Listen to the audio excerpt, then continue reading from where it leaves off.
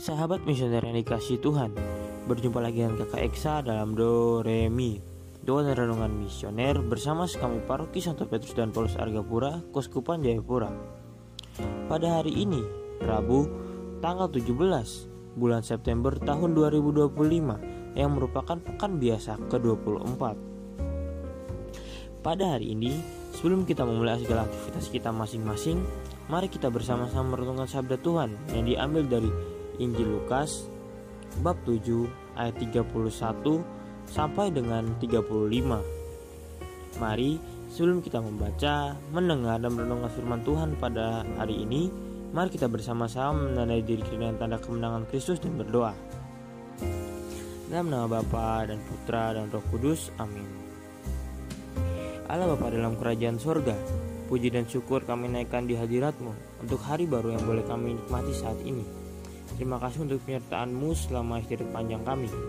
Terima kasih juga untuk nafas kehidupan yang masih Tuhan berikan kepada kami, sehingga pada hari ini kami dapat bangun dengan tubuh yang sehat dan keadaan yang baik. Ya Bapa, sekarang kami hendak duduk diam dan meresapkan sabda-Mu. Curahkanlah Roh Kudus-Mu agar dalam diri kami, agar segala sabda yang kami dengar mampu kami lakukan dalam tugas dan perusahaan kami pada hari ini. Tambah-tambahkanlah iman percaya kami, agar dalam kehidupan ini kami tidak mudah terpengaruh oleh hal-hal yang menjauhkan kami dari kasih-Mu. Terpujilah nama-Mu, Bapa, Putra, dan Roh Kudus, kini dan sepanjang segala masa. Amin. Tuhan beserta kita, sekarang dan selama-lamanya. Inilah Injil suci menurut Lukas. Dimuliakanlah Tuhan. Sekali peristiwa berkatalah Yesus kepada orang banyak, "Dengan apakah akan kuumpamakan orang-orang dari angkatan ini? Mereka sama dengan anak-anak yang duduk di pasar dan berseru-seru. Kami meniup seruling bagimu, tetapi kalian tidak menari. Kami menyanyikan kidung duka, tetapi kalian tidak menangis.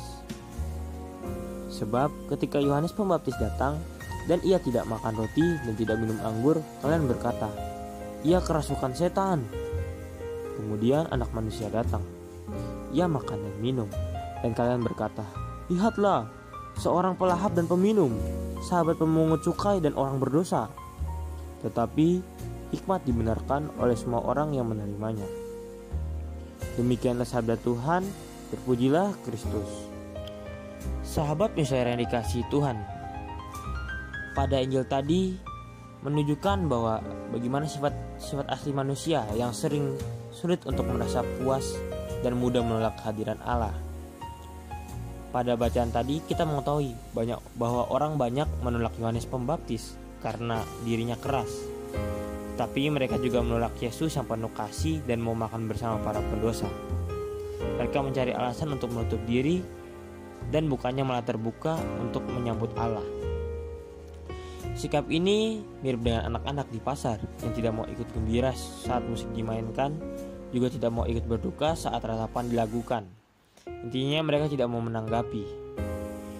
Namun Yesus mengkritik ketidakmauan hati yang keras, selalu mencari alasan, selalu menolak, bahkan ketika Allah hadir dengan cara yang berbeda.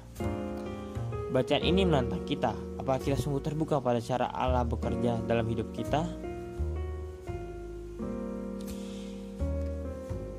Sahabat misioner yang dikasihi Tuhan, kita pun bisa jatuh dalam sikap yang sama. Ketika diajak untuk hidup sederhana dan berpantang, kita merasa terlalu berat. Ketika diajak untuk bersukacita dalam perayaan iman, kita pun masih mencari alasan untuk tidak terlibat. Hati yang keras akan selalu menemukan dahli, dan akhirnya membuat kita tidak mengalami sukacita sejati dari Allah. Yesus menegaskan bahwa hikmat Allah dibenarkan oleh semua orang yang menerimanya.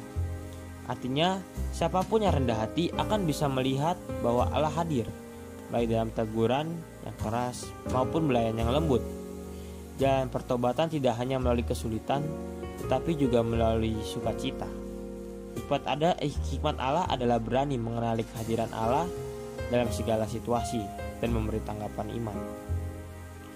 Maka pada bacaan Injil hari ini, kita diajak untuk membuka hati. Jangan sibuk mencari alasan atau menuntut Allah hadir sesuai selera kita. Mari biarlah diri kita untuk belajar seperti orang-orang yang terbuka pada setiap cara Allah bekerja. Amin. Sahabat misioner yang dikasihi Tuhan, mari kita senantiasa menghadirkan Allah dalam setiap langkah hidup kita dengan segala keberadaan kita, serta kita dapat memberikan kasih dan kebahagiaan kepada semua orang. Sahabat misioner yang dikasihi Tuhan, mari kita bersama-sama menutup pertemuan kita pada hari ini dengan bersama-sama berdoa, doa anak misioner Indonesia. Doa anak misioner Indonesia, dalam nama Bapa dan Putra dan Roh Kudus. Amin. Tuhan Yesus, Engkau diutus Bapa menjadi berkat bagi dunia dan menjadi juru selamat bagi manusia. Utuslah kami, anak-anak dan remaja misioner di Indonesia, untuk menjadi sahabat yang kuat bagi yang lemah, sahabat yang rela berkorban bagi yang menderita payah, sahabat penghibur bagi yang sakit dan gelisah. Tuhan Yesus, kami pun ingin menjadi utusan-utusan kecil-Mu, teman sehat setia bagi yang tersingkir terlantarkan, teman bicara bagi yang kesepian terlupakan, sobat yang gembira bagi yang sedih dan susah, sobat penuh penghargaan bagi yang tak dicintai. Tuhan Yesus, utuslah kami ini dengan bantuan Roh Kudus menjadi garam dan daging yang baik, menjadi terang dan obrolan cemerlang, membawa kegembiraan dan pengharapan. Tuhan Yesus, kuduskanlah badanku dan kuduskanlah jiwaku. Kupersembahkan diriku padamu hari ini. Berkatilah semua anak dimanapun, berkatilah semua orang yang kami jumpai, siapapun mereka. Amin. Sahabat misioner yang dikasihi Tuhan, sampai di sini dulu doa pada pagi hari ini. Semoga kita mampu menjadi pelaku sabda Tuhan yang baik, dan semoga kita senantiasa dilindungi, dibimbing dan diberkati oleh Allah Bapa yang Maha Kuasa, dalam nama Bapa, Putra dan Roh Kudus. Amin. Selamat beraktivitas pada hari ini. Sampai berjumpa kembali pada Do Re Mi selanjutnya. Tuhan Yesus memberkati kita.